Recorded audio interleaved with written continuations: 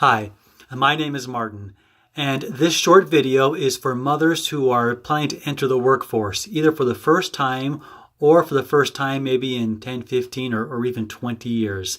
And I want to give you some ideas from an employer's standpoint as to why people should hire you. See, my most recent secretary I hired has been a stay-at-home mom for 15 years. Now, why did I choose her? I'll tell you that in a moment. But first of all, let me tell you a story from early in my career. About 22 years ago, I was a relatively new financial advisor, just a few years in the business, and I was competing with a client, and it was a $100,000 account. That was a pretty big account for me back then. In fact, the biggest one I'd ever even tried to get. And the person I was competing against was the client's own brother. Okay, he was 67 years old, was a retired banker, and for the past 2 years, he'd done financial services on a part-time basis.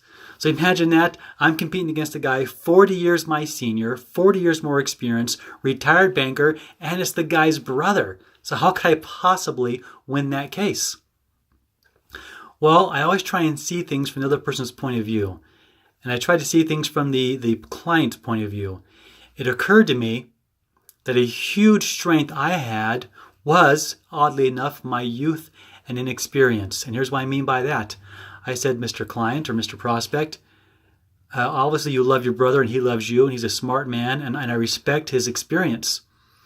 But there's a very good chance he will be completely retired from financial services. He might even pass away in the next 5 or 10 years.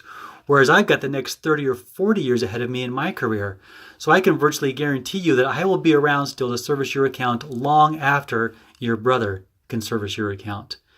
And that alone was enough to get that client to choose me over his brother to open the $100,000 account. So what you want to do is take what might be a perceived weakness and turn it into a strength. So why would someone not hire you? What might be going through your mind? Well, yeah, the other people you're competing against, they're younger, they're college graduates, they're prettier, they got more energy, they know more about technology. Okay, and yeah, that may be true, okay?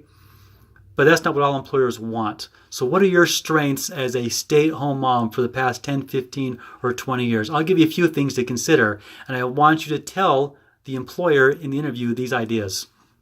One advantage you have, which is a huge one, is maturity.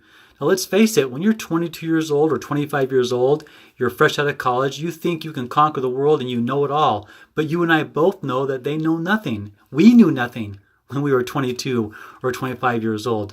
So you tell that employer that you have a level of maturity that those younger people don't have and can't offer you. You also offer stability, and two kinds of stability. One is geographic stability. That means you're probably going to stick around where you're at because you've got kids, you've got roots. You're not going to move anywhere. Whereas that young person right out of school, there's a good chance that he or she may want to move in 6 months to a year. You also offer stability just in terms of, I guess, overall life stages, and that you're not going to have any more kids, so you're not going to take time off for that. That's also great. I think you also have probably a higher ability to focus, because let's face it, if you've had kids, you've got to learn to focus and get things done. Whereas that 22-year-old has spent most of his or her time staring at their phone for very short periods of time. Very much lack of focus. So as you're out there in the workforce, I want you to take what might be a perceived weakness, right? Your age or your lack of experience in the workforce and turn it into a positive.